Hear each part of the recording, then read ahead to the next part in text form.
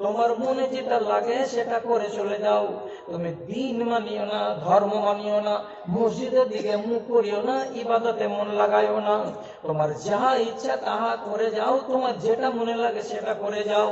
তবে একটা কথা মাথায় রাখো, তোমার জীবন সায়ান নেই, শেষ বেলায় একটা মরণ বলে কথা আছে, জিনিস আছে, সে তোমার কাছে আসবে। এরপরে রব্বুল আলামিন বলছেন ইন্না ইলাইনা ইয়াবাহুম।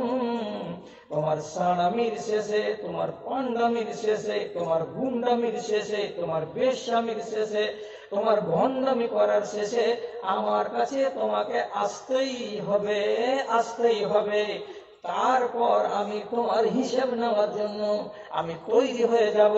কতদিন আয়ু পেয়েছিলে, কি খেয়েছিলে, কোথায় পেয়েছিলে, কোথায় উপার্জন করেছিলে, পাই পাই করে তোমার কাছে আমি হিসেব চুকিয়ে নেব।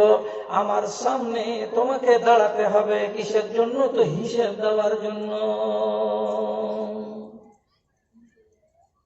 ছেলে যদি কথা না শুনে, 4 বার 5 বার 6 বার 7 বার বলার পরেও ওর যদি গুন্ডামিটা মোটেই রহিত না হয়, তো বাপ বিশ্বাহীন হয়ে যে শেষের বেলায় বলে যা তোর মনে যা লাগে তুই তাই কর। একদিন তুই পস্তাবি, একদিন তোকে আফসোস করতে হবে, আজ আমি বেঁচে আছি আমার কথা শুনিস না, কিন্তু একদিন তোকে আফসোস করতে হবে। এই বলে বাপ মনে তাসাল্লি দেয় যে যা মনে লাগে তাই কর। রব্বুল আলামিন ঠিক এই রকমেরই এই কথাটাতে ফুটে উঠছে কি, আল্লাহ আপনাকে আমাকে বললেন নামাজ ছেড়ে জীবন কাটাচ্ছ, কাটাও। রোজা ছেড়ে জিন্দেগি পার করছো, করো। তুমি হায়া শরম কাকে বলে চিনো না, জানো না, চালাও। যেটা তোমার ইচ্ছা লাগে করে যাও, কিন্তু জেনে রাখো তোমার জীবনে একদিন সন্ধ্যা নেমে আসবে, তোমাকে মরতে হবে। আর মরে যাওয়ার পরে আবার আমার সামনে তোমাকে খাড়ো হতে হবে। খাড়ো কেন হবে? তোমার কাছে হিসেব চাইবো, তোমার সারাটা জীবনের এই জন্য খাড়ো হতে হবে।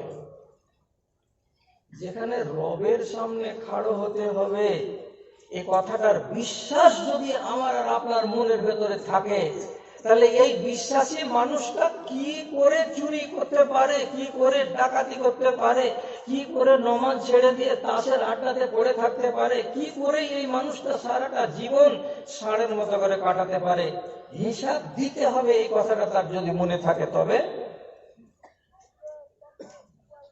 ইবনে মাসউদ একজন নাম করা সাহাবী, শরীরে ছিল পিংলা, হ্যাংলা, জংলা, একেবারে টিকটিকি পাথর, আর জ্ঞানের দিক দিয়ে ছিল এলপি গাড়ি। এই আব্দুল্লাহ বিন মাসউদ পিছন দিকে কিছু লোককে নিয়ে কোরআনে তেলাওয়াত করছিলেন। তেলাওয়াত করতে করতে করতে করতে একটা আয়াত এলো। আয়াতটা কি?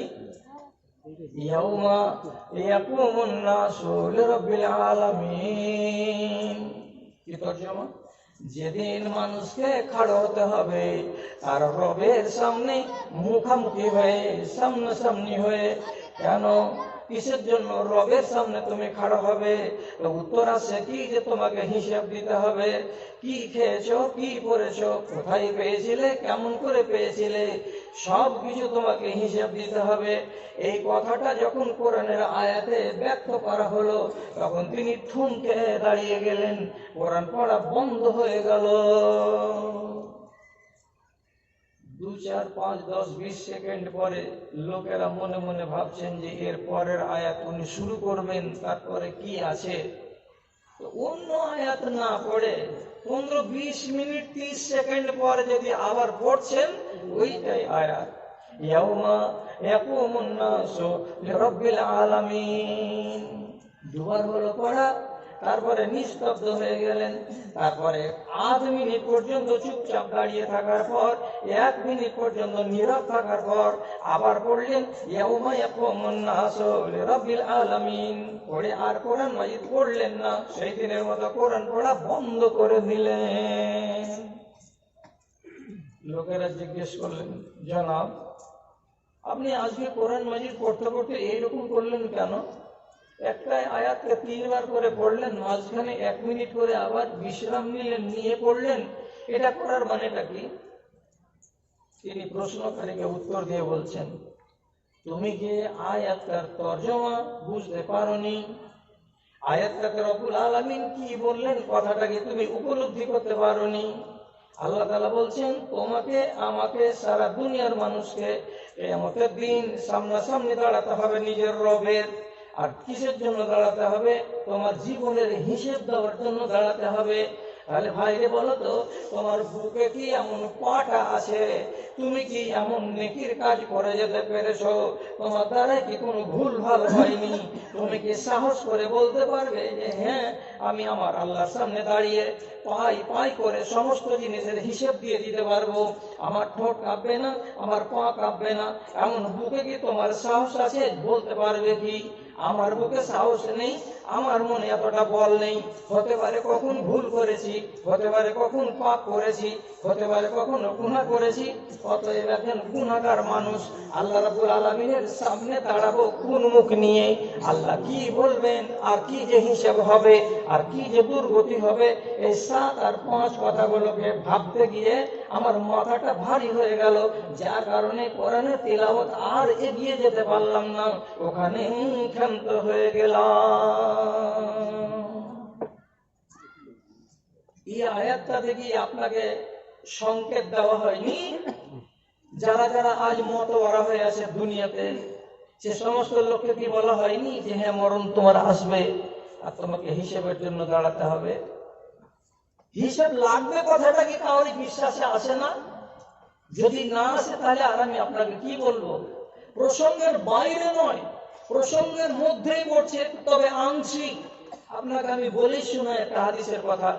রাসূল বলছেন উরিতা হাযিহি লাইলাতা, আজকের দিন আর রাতের বেলায় আল্লাহ তাআলা আমাকে স্বপ্নে আসমানের সফর করিয়েছেন, আর আমি আজ রাতে আসমানের সফরে গিয়ে আমার সাহাবীদের বেশ কয়েকজনের জান্নাতটাকে আমি নিজের চোখে দেখে এলাম। কতটাই লোক বসে আছে সামনে? ফজরের নামাজ পড়ার পরে 100, 150, 200 লোক বসে, তো তিনি কি বলছেন যে আমি আমার কিছু সাহাবীদের জান্নাত নিজের চোখে আজকে দেখে আসলাম। তো দেখে আসতে গিয়ে কার কার জান্নাত দেখলেন? তো প্রথমে আবু বকরের নাম নিলেন, হাদিসটা বিশদ আলোচনা করব না। তারপরে হযরত উমরের নাম নিলেন, তারপরে উসমানের নাম নিলেন, তারপরে হযরত আলীর নাম নিলেন, তারপরে জুবাইরের নাম নিলেন, তারপরে তালহার নাম নিলেন। এই করে নাম নিতে নিতে নিতে নিতে নিতে নিতে 9 জন সাহাবীর নাম নিয়ে তাদের জান্নাতগুলো কেমন একটা একটা করে রাসূল বর্ণনা দিলেন। দিতে দিতে এমন সময় তিনি বলছেন কি যে সব থেকে বড় কথা হলো কি, মজলিসে বসেছিলেন একজন ধনী সাহাবী, তার নাম আব্দুর রহমান বিন আউফ। আব্দুর রহমান বিন আউফ মনে মনে ভাবছেন যে আমারও যদি জান্নাত রাসূল দেখে আসতেন আর আমার জান্নাতের যদি বয়ান আজকে শোনাতেন তো আমারও জিটা ভরে যেত। রাসূল এমনি করে আঙুল তুলে আব্দুর রহমানের দিকে দেখে বলছেন লাকাদ বাত্তাবাকা আন আসহাবি ইয়া আব্দুর রহমান, এ আমার সাথী আব্দুর রহমান। আমার অন্যান্য সাথীরা চলে এলো, নিজের নিজের জান্নাতকে পেয়ে গেল, কিন্তু তুমি পিছে পড়ে থেকে গেলে, তোমার জান্নাতের আমি ঠাঁই ঠিকানা দেখতে পেলাম না। ওরে আল্লাহ, কত নিরাশাজনক কথা গো! তোমার জান্নাত দেখতে পাওয়া গেল না, আর তোমাকে দেখছি আমার সাথীদের থেকে তুমি পিছে পড়ে আছো, আর তোমার চেহারায় ধুলা উঠছে। বেশ কিছুক্ষণ পরে তুমি এলে, তোমার চুলগুলো সব উস্কো খুস্কো হয়ে আছে, তুমি একেবারে বিধ্বস্ত হয়ে আছো, তোমাকে দেখে ভালো ফিটফাট মনে হয় না। তখন আমি জিজ্ঞেস করলাম, এ আব্দুর রহমান, তুমি পিছে কেন পড়ে গেলে? এত দেরি করে কিসের জন্য তুমি জান্নাতে আসছো? তুমি আমাকে জবাব দিলে হিসাবুল মাল। হে আল্লাহ পাকের রাসূল, আমার মালের হিসাব দিতে দিতে, আমার টাকার হিসাব দিতে দিতে, আমার উটের হিসাব দিতে দিতে, আমার ঘোড়ার হিসাব দিতে দিতে আমার কাল ঘাম ছুটে গেল, আমার দেরি হয়ে গেল, এই জন্য আমি ঘাবড়ে গেছি, আর এই জন্য আমার অনেকটা দেরি হয়ে গেছে। রাসূল বললেন, নিশ্চয়ই নিশ্চয় এটাই হবে, কেন যে তুমি বড্ড ধনী লোক, তোমার ধনে, তোমার মালে, তোমার টাকার, তোমার পয়সা, তোমার উটের, তোমার অন্যান্য জীবজন্তুর হিসাব দিতে দিতে দিতে দিতে তোমার দেরি হয়ে গেল, আর পরে তুমি এখন এলে, এটাই কারণ হবে। না হলে তুমি ওই সাহাবীরা যেমন আগে আগে আগে আগে সবাই চলে এলো, তুমিও চলে আসতে। মজলিসে বসে থাকা আব্দুর রহমান কথাগুলো যখন কানে শুনলেন, মনের ভেতরে পরিবর্তন জাগলো। সাথে সাথে নবীর মজলিসে বসে বসে বলছেন, হাযিহি রাহিলাতুন জাআ মিনাল মিসরে আল বারিহাতা, হে আল্লাহ পাকের রাসূল, গতকাল রাতের বেলায় 100টা লাভের উট আমার এসেছে মিশরের বাজার থেকে। আমার যারা শেয়ারদার, ওরা নিজের শেয়ার নিয়ে নিয়েছে, আর আমার শেয়ারে শুধু লাভ দাঁড়িয়েছে কটা, তো 100টা উট বাগানে এখানে মাঠে বাঁধা আছে। আমি আল্লাহর রাস্তায়, আমি আল্লাহর নামে 100টা উটকে সব দিকে সাদকা করে দিলাম, যাতে কিয়ামতের দিন আমার হিসাবটা হালকা হয়ে যায়,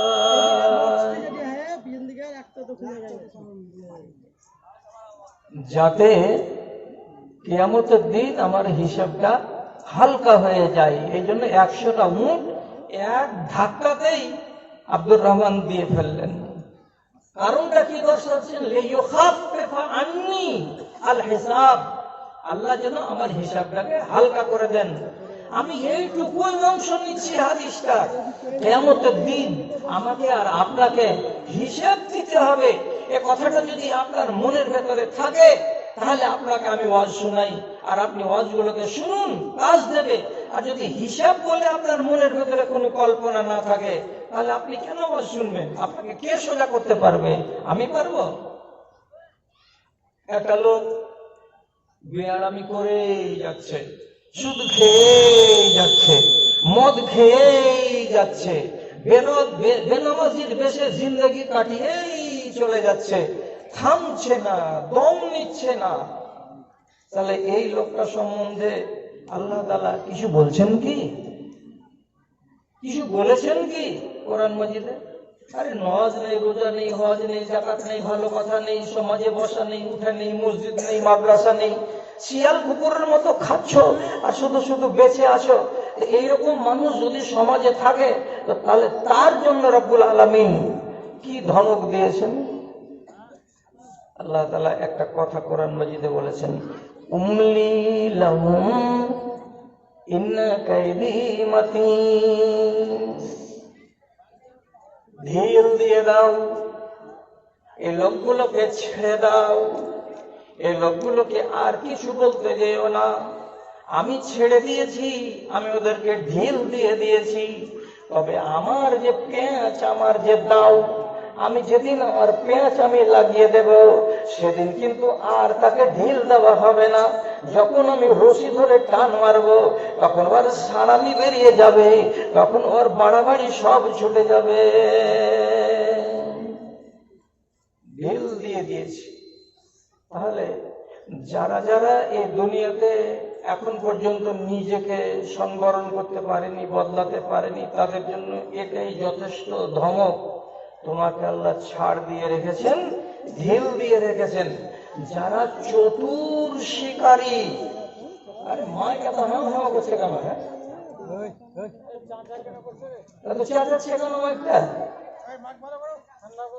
যারা চতুর শিকারী, ছিপটাকে ফেলে দেয় চারা গেঁথে দিয়ে, জোরে যখন ছাপ মারে, আর যদি বংশীতে বড় মাছ লেগে থাকে, তাহলে মাছ তো বড় লেগেছে বলে দে টান টান টান টান করে নিমেষের ভেতরে টেনে উপর দিকে তোলার চেষ্টা করে না। তুমি যেমন টেনে তোলার জন্য আপ্রাণ চেষ্টা করবে, তেমনি মাছটা বাঁচবার জন্য আপ্রাণ চেষ্টা করবে। শেষে আবার কলসা ছেড়ে যাবে, লাভ হবে না। ওই করে যেটা করছি আমি ঠিক করছি, মাইক্রোফোনের গোড়ায় যদি মুখ নিয়ে চলে যাই, তো আমার নিজের কথাগুলো সব গোল গোল গোল গোল হয়ে যাবে। মাছ বাঁচবার জন্য আপ্রাণ চেষ্টা চালাবে, কলসা ছিঁড়ে বংশী থেকে পালিয়ে যেতে পারে, মরবে সে করে মরবে।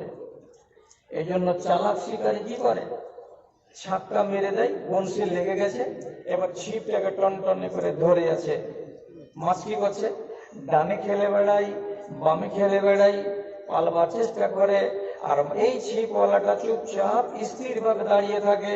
চলো দৌড়াও, এদিকে গেল নিস্তার পেল না, এদিকে গেল নিস্তার পেল না, দৌড়াদৌড়ি খুব করলো, বাঁচবার চেষ্টা করলো, কিন্তু যখন কোনো উপায় হয় না, তখন 2 মিনিট 3 মিনিট 4 মিনিটের পর নিস্তেজ হয়ে যায়, ওর মনে হতাশা তৈরি হয়ে যায়, না আর আমি বাঁচবো না।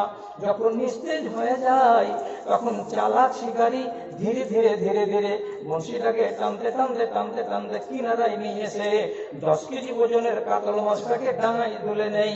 এটা হলো কি, প্রথমে দিয়েছিলাম ঢিল, আর তারপরে যখন টান মারলাম তখন চলে এলো উপরে। আল্লাহ রাব্বুল আলামিন বলছেন, যারা যারা বেশি বড় বেয়াদব হয়ে গেছো, এখন পর্যন্ত আল্লাহ কি জিনিস চিনতে পারোনি, জানতে পারোনি, তারা জেনে রাখো আমার সুতাটাকে আমি তোমার জন্য ঢিল করে রেখেছি। যেদিন টান দেব, সেদিন তুমি যেখানেই থাকো না কেন, যেই হালাতে থাকো না কেন, তোমাকে টেনে হিঁচড়ে নিজের কাছে নিয়ে চলে আসবো।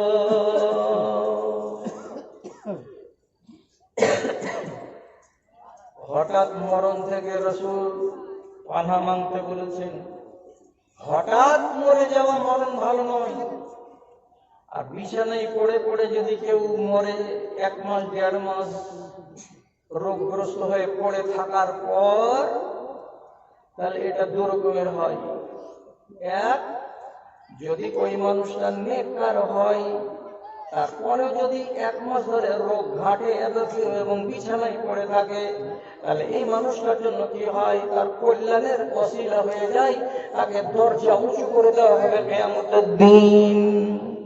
আর যদি সে লোকটা পাপী হয়, অপরাধী হয়, আর মরবার 1 মাস আগে তাকে যদি আল্লাহ তাআলা বিছানায় ফেলে দেন, তাহলে সে লোকটার জন্য এটা আযাব হয়ে যায়।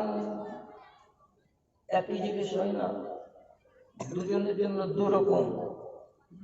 এবং এই আযাবটা ওর জন্য আবার কিছুটা মঙ্গল বয়ে আনবে। কি আনবে? গাড়ি পাপ গুলো কমতে কমতে কমতে কমতে 10 গাড়ি থাকবে, 8 গাড়ি থাকবে, কিছু কমে যাবে। রব্বুল আলামিনের নবী বলেন, ইজা আরাদাল্লাহু বিআবদিহি খায়রান ইউআজ্জিলু উকুবাতাহু ফিদ দুনিয়া। রব্বুল আলামিন যখন কোন বান্দার একটুখানি ভালো চান, তখন তাকে দুনিয়াতে শাস্তি দেওয়ার জন্য কোনো না কোনো আযাবে তাকে গ্রেফতার করে দেন, কোনো না কোনো বড় ধরনের অসুখে তাকে ফেলে দেন। বিছানে পড়ে থাকবে, আর ওইখানে ঘাটবে, রোগ ঘাটবে, আর পড়ে থাকবে, আর ওই হালাতে 2 মাস 2.5 মাস কাটাবার পর সে মরণের পরে যাবে। মানুষ অসুখ হতে গেলে পরেশগার হয়ে যায় না? এটা কি শিখেননি? আজকের ষাঁড় কত আছে দেশে, গ্রামে গ্রামে, পাড়ায় পাড়ায়। আমি দেখেছি, বাস্তব ঘটনা বলছি। বহাল তবিয়তে ঘুরছিল, 34 বছর বয়সের নওজওয়ান, পয়সার অভাব নেই, টাকার অভাব নেই, ধর্মকে কে করে। একবার ব্লাড টেস্ট করালো, তো মালদার ডাক্তার বললো যে আমরা ক্লিয়ার হতে পারলাম না, আপনি অমুক ল্যাবরেটরিতে কলকাতায় রক্তটাকে পরীক্ষা করান। রক্তটাকে পরীক্ষা করিয়ে যখন নিয়ে আসলো 15 দিন পরে, তো রক্তের পরীক্ষাতে যেটা রিপোর্ট শেষ পর্যন্ত বেরিয়ে এলো যে ওর বাঁ দিকের কিডনিটা সম্পূর্ণ শেষ হয়ে গেছে, ওটা কোনো কাজই করে না। আর ডান দিকেরটা ইফেক্ট, ওতেও কিছু সংক্রমণ হয়ে গেছে। আর ওরা পরিষ্কার বলে দিয়েছে, খুব বেশি দিন তুমি দুনিয়াতে বাঁচবে না, ও তুমি মেহমানের মতো বাড়িতে থাকো গা, খাও দাও, ফুর্তি করো, যেটা মনে লাগে সেটা খেয়ে নাও, আর দিয়ে তারপরে কবরে যাওয়ার জন্য প্রস্তুতি গ্রহণ করো। ঠিক বছর বেটা যে জীবনের নমাজ রোজার ধার ধারেনি, সেই লোকটা কলকাতার রিপোর্ট পাওয়ার পর বাড়ি ফিরে এসে ঠিকই 4 দিন 5 দিন পরে এমন বিছানে পড়লো যে আর উঠে দাঁড়াবার মতো ক্ষমতা নেই। এত বড় একটা শুকনো মাটি ভেল বিছানে নিয়ে নিয়েছে, বালিশের তলায় নিয়ে রেখেছে, আর মসজিদে যখন আজান পড়ছে, হাইয়া আলাস সালাহ, আজান শেষ হয় না, তার আগে বালিশের তলা থেকে ঢেলটাকে বাহির করে তায়াম্মুম করে মসজিদের জামাত এখনো শুরু হয়নি, তার আগেই এর জামাত শুরু হয়ে গেল বিছানার উপরে। কত বড় আবেদের বেটা আবেদ হয়েছে। এখন ইবাদত বেড়ে যায়নি?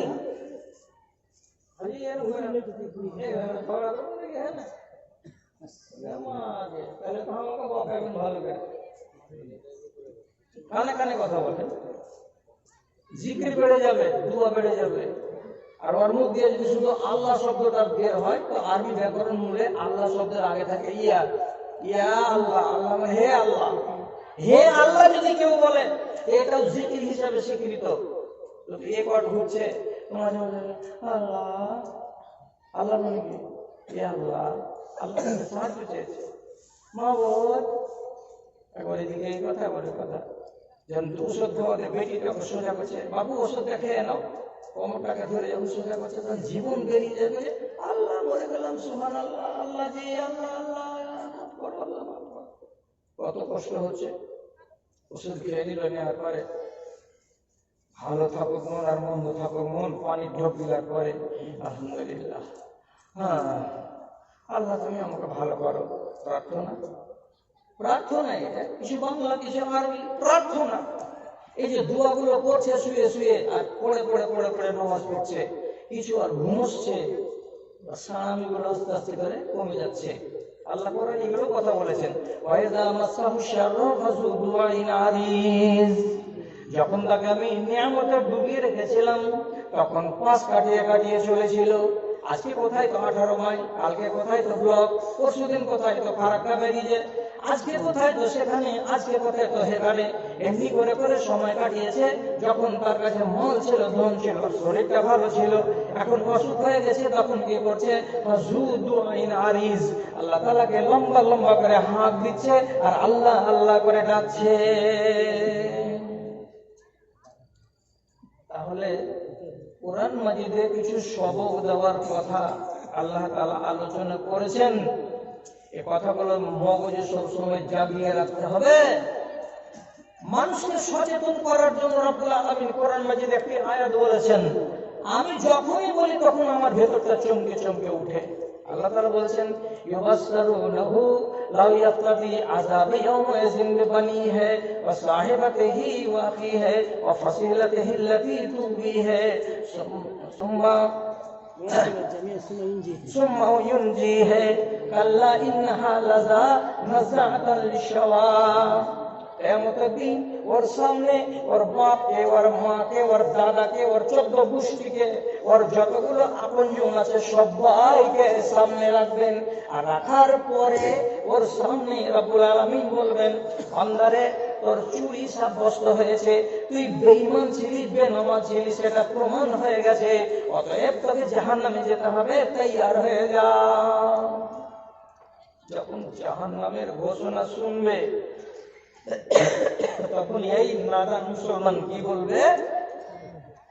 আঙুল তুলে দিয়ে বলবে, এই যে দেখুন সামনে দাঁড়িয়ে আছে আমার বাড়িওয়ালি আমিনার মা, একে ধরো আর এর গলাতে গামছা লাগাও আর হিচড়াতে হিচড়াতে জাহান্নামে ভরো।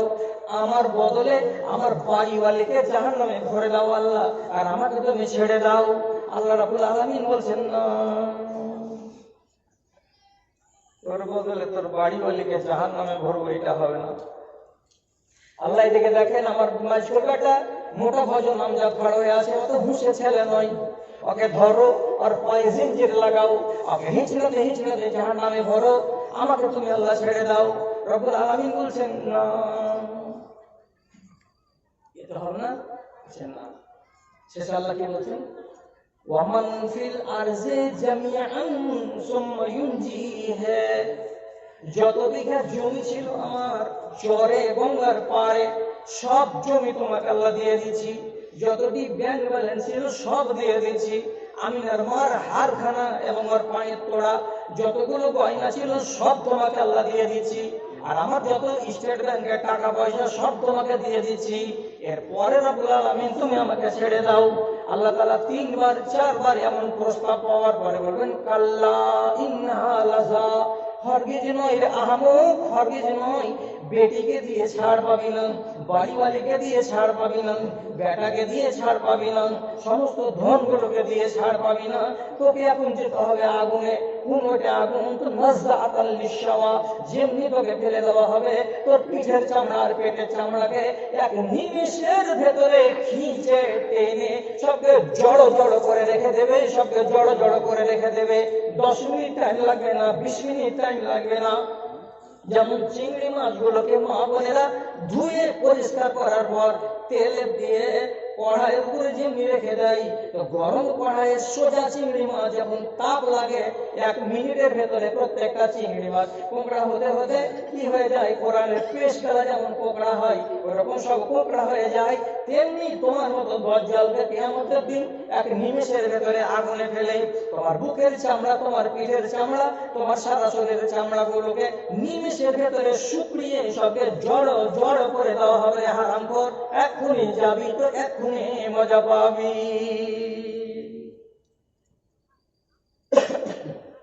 কি লাভ হলো? বাড়িওয়ালির নামে দৌড়ে বেড়াচ্ছিলাম সংসারে সংসারে টাকা অর্জন করতে, ব্যবসা করতে, বাণিজ্য করতে। কে খাবে? তো ছেলে খাবে। কে খাবে? তো মেয়ে খাবে। কে খাবে? তো আমার বাড়িওয়ালিরা খাবে। কিছু কাম দেবে? সব তো এরা আপন আপন জায়গায় থেকে গেল, আর আমাকে খেসারত দিতে হলো কি জাহান্নামে চলে যেতে হলো। তাহলে আমি কি চেতন হলাম? আপনার অন্তরে কি আল্লাহ রাব্বুল আলামিনের যে দেয়া ধমকগুলো আছে কোরআনে, সেই কথাগুলো কি জাগ্রত আছে? যদি বলে হ্যাঁ জাগ্রত আছে, তাহলে ওয়াজ শুনুন। একবার কথা বলার পর দ্বিতীয়বার যেন আপনাকে বলতে না হয়। একবার একটা বিষয়ে কোনো কথা যখন শুনে নেবেন, তারপরে ওই বিষয়ে আপনি গাফেলতি করবেন না। এটাই হচ্ছে একজন মুমিনের পরিচয়। জাগিয়ে দিব, জেনে নেবেন, জেগে যাবেন, আলহামদুলিল্লাহ। আমি আপনাকে কথা বলছি, শুনুন। কতদিন কোরআনের কথা? নবীজির